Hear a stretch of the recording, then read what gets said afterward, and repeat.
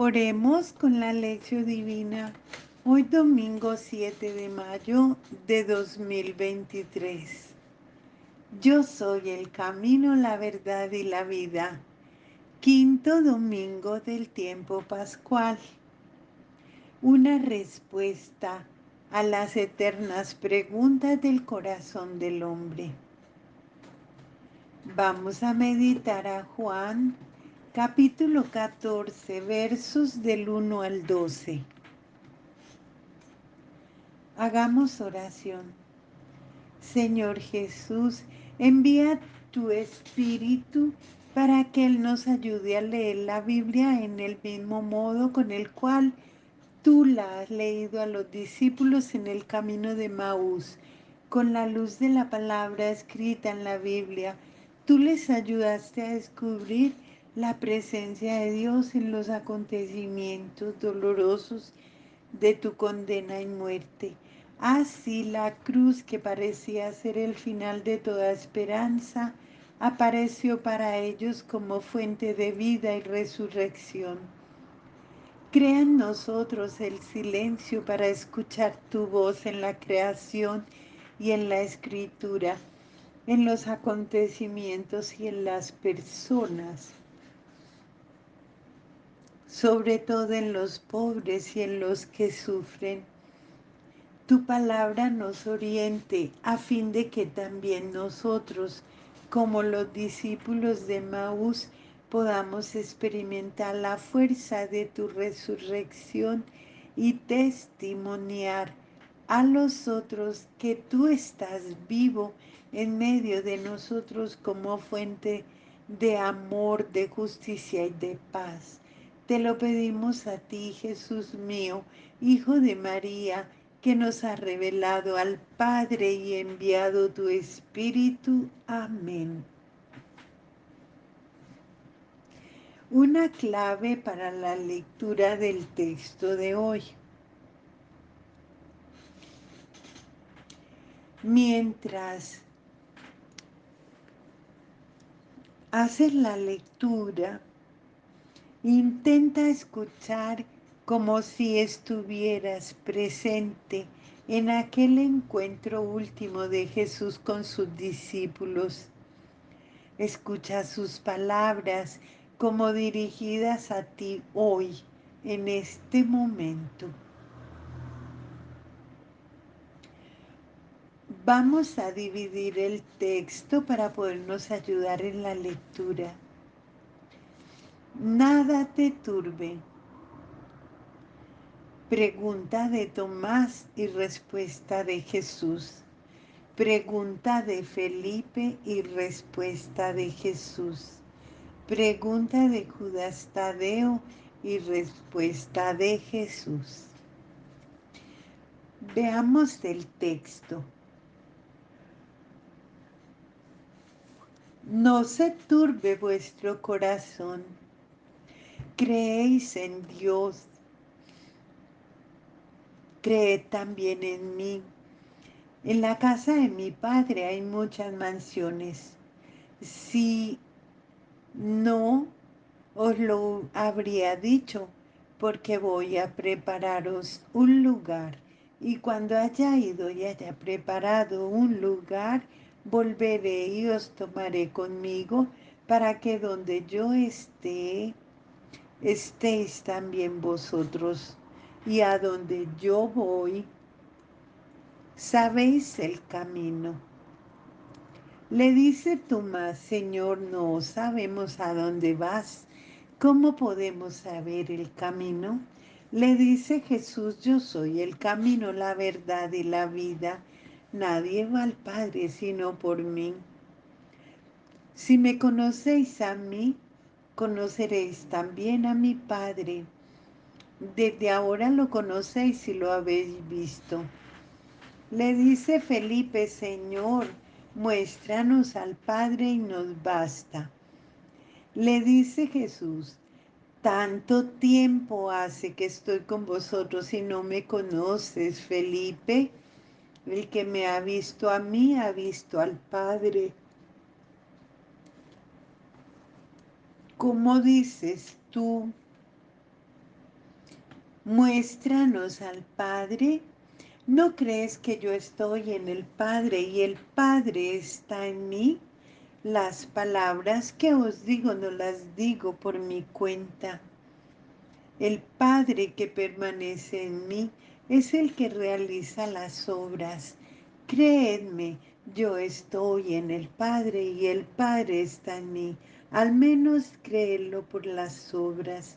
En verdad os digo, el que crea en mí, hará él también las obras que yo hago y hará mayores aún, porque yo voy al Padre.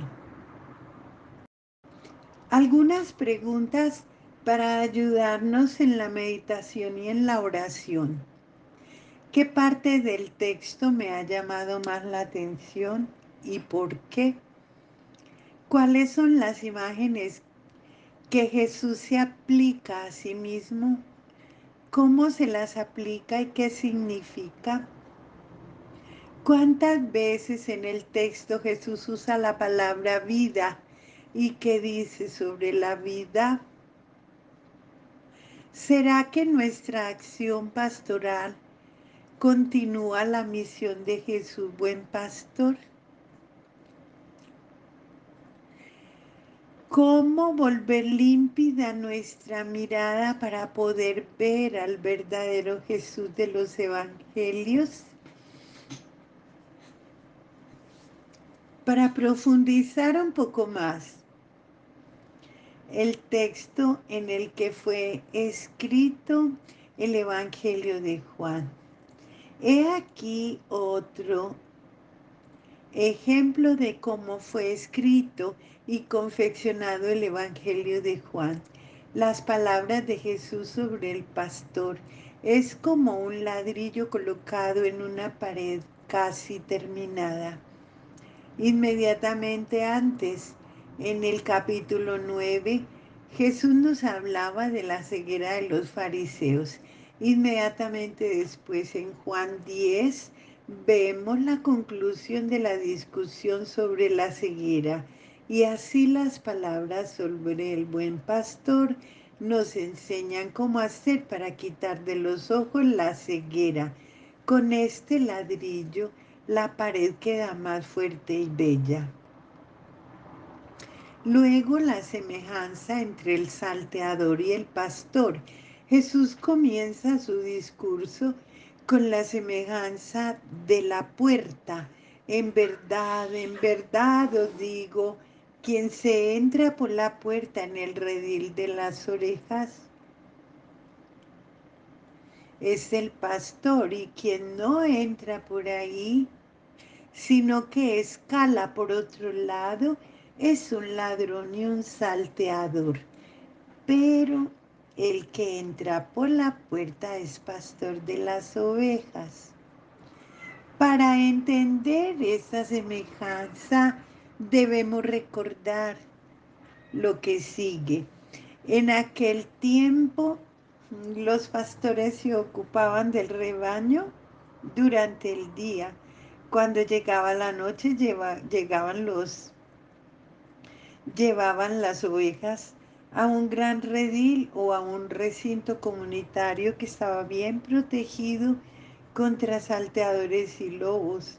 Todos los pastores de una misma región llevaban allí sus rebaños. Había un guardián que se ocupaba del redil toda la noche. Por la mañana venía el pastor, tocaba las palmas de las manos sobre la puerta y el guardián abría. El pastor se acercaba y llamaba a sus ovejas por su nombre. Las ovejas reconocían la voz del pastor, se levantaban y salían detrás de él a pastar. Las ovejas de los otros pastores oían su voz, pero se quedaban donde estaban, porque para ellas no era conocida la voz. Todos los días había peligros de asaltos. Los ladrones entraban por una hendidura, quitando las piedras del muro que rodeaba para robar las ovejas. No entraban por la puerta porque allí estaba el guardián vigilando. En Juan 10 vemos la semejanza de la puerta de las ovejas. Aquellos que escuchaban los fariseos no entendían lo que significaba entrar por la puerta. Entonces Jesús lo explica: yo soy la puerta. Todos los que han venido delante de mí son ladrones y salteadores.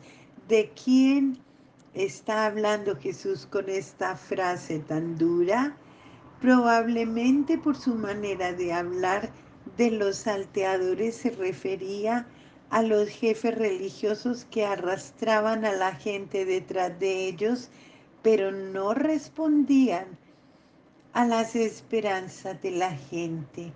No estaban interesados en el bien del pueblo, sino más bien en su propio dinero y en sus intereses. Engañaban a la gente y la abandonaban a su suerte. El criterio fundamental para discernir entre el salteador y el pastor es la defensa de la vida de las ovejas. Jesús dice: yo he venido para que tengan vida y la tengan en abundancia. Entrar por la puerta significa imitar la conducta de Jesús en defensa de la vida de las ovejas. Jesús pide a la gente tomar la iniciativa de no seguir a quien se presenta como si fuera pastor, pero que no está interesado en la vida de la gente. Más adelante nos explica Juan la semejanza del buen pastor. Jesús cambia la semejanza. Antes él era la puerta, ahora es el pastor. Todos sabían cómo era un pastor y cómo vivía y trabajaba, pero Jesús no es un pastor cualquiera, es el buen pastor. La imagen del buen pastor viene del Antiguo Testamento, diciendo que es el buen pastor. Jesús se presenta como aquel que viene a cumplir las promesas de los profetas y las esperanzas del pueblo. Hay dos puntos en los que insiste: en la defensa de la vida de las ovejas. El buen pastor da su vida en el mutuo entendimiento entre el pastor y las ovejas. El pastor conoce a sus ovejas y ellas conocen al pastor. Y el falso pastor que quiere vencer su ceguera debe confrontar su propia opinión con la opinión de la gente. Esto era lo que no hacían los fariseos. Ellos despreciaban a las ovejas y las llamaban gente maldita e ignorante. Al contrario, Jesús reconoce la voz del Jesús dice que la gente tiene una percepción infalible para saber quién es el buen pastor, porque reconoce la voz del pastor. Ellas me conocen. Los fariseos pensaban que poseían la certeza en discernir las cosas de Dios, pero en realidad eran ciegos. El discurso sobre el buen pastor encierra dos importantes reglas para quitar la ceguera farisaica de nuestros ojos. Los pastores estaban muy atentos a la reacción de las ovejas porque reconocen la voz del pastor. Las ovejas deben prestar mucha atención a la conducta de aquellos que se dicen pastores para verificar si verdaderamente les interesa la vida de las ovejas o no, o si son capaces de dar la vida por las ovejas y los pastores de hoy.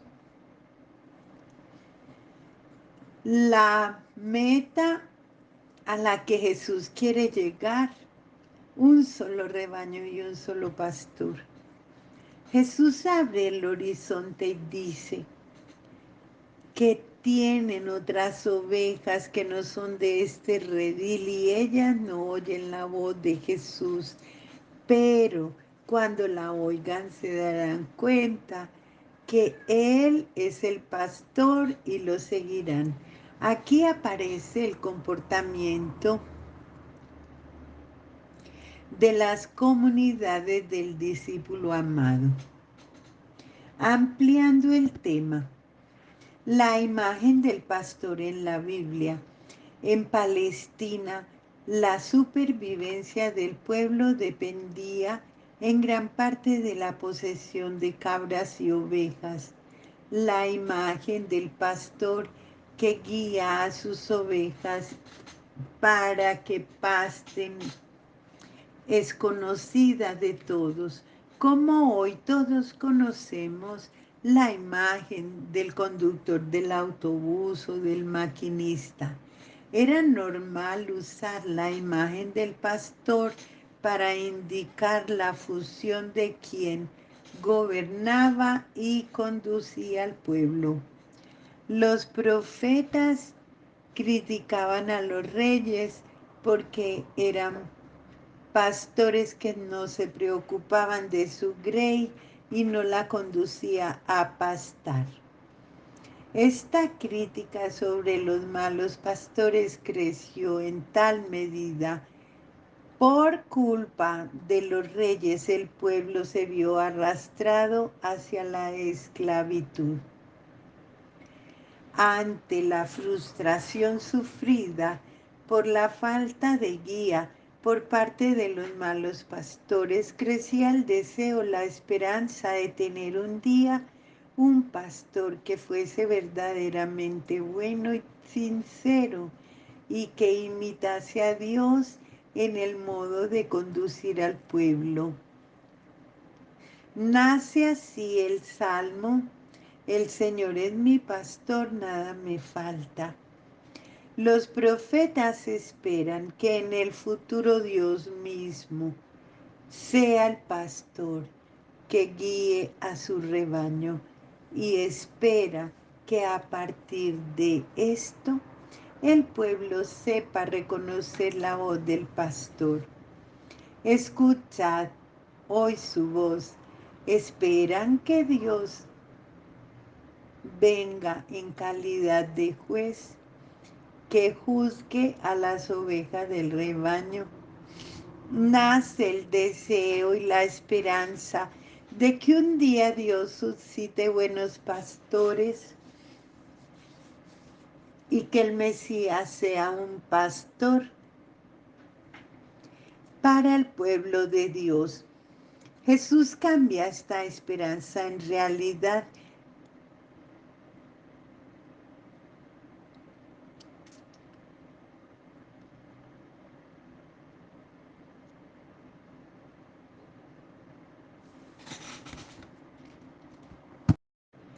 y se presenta como un juez que al final juzgará, como un pastor que separa las ovejas de las cabras.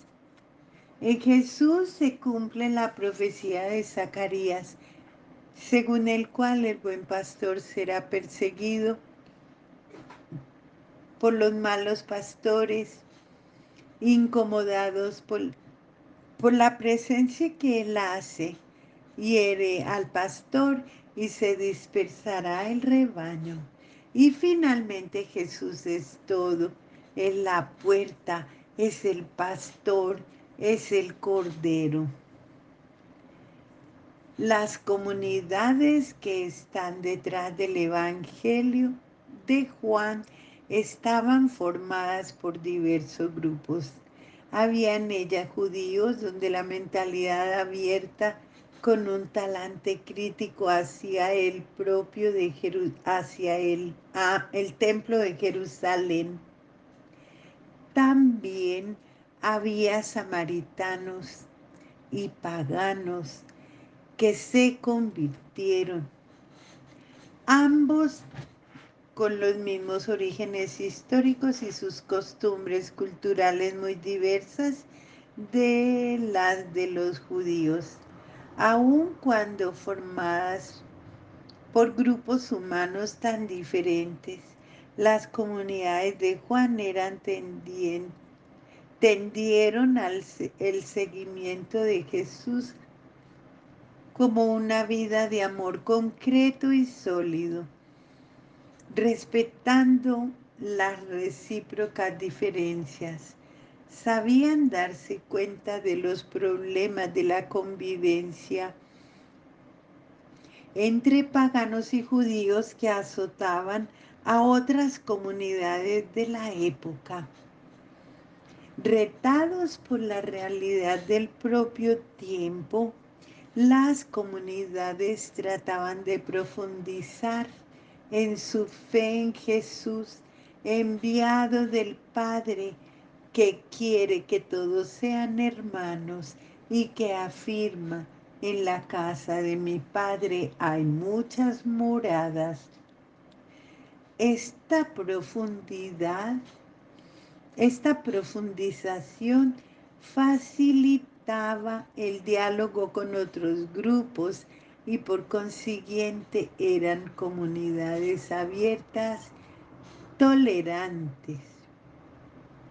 Salmo 23. El Señor es mi pastor, nada me falta. En verdes pastos me hace reposar, me conduce a fuentes tranquilas.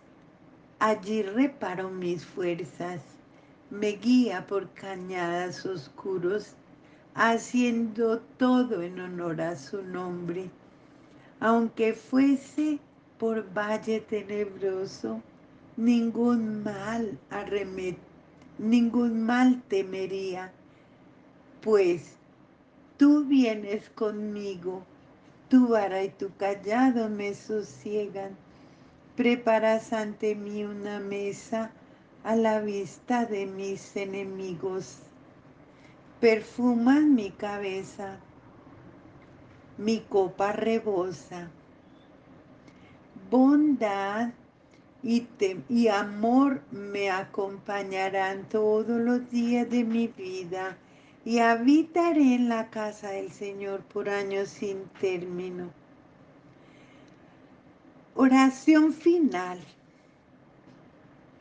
Señor Jesús, te damos gracias por tu palabra que nos ha hecho ver mejor la voluntad del Padre.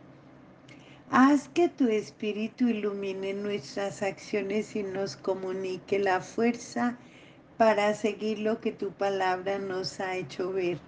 Haz que nosotros como María, tu Madre, podamos no solo escuchar, sino también poner en práctica la palabra, tú que vives y reinas con el Padre en la unidad del Espíritu Santo y es Dios por los siglos de los siglos. Amén. Alabado sea Jesucristo, feliz día del Señor.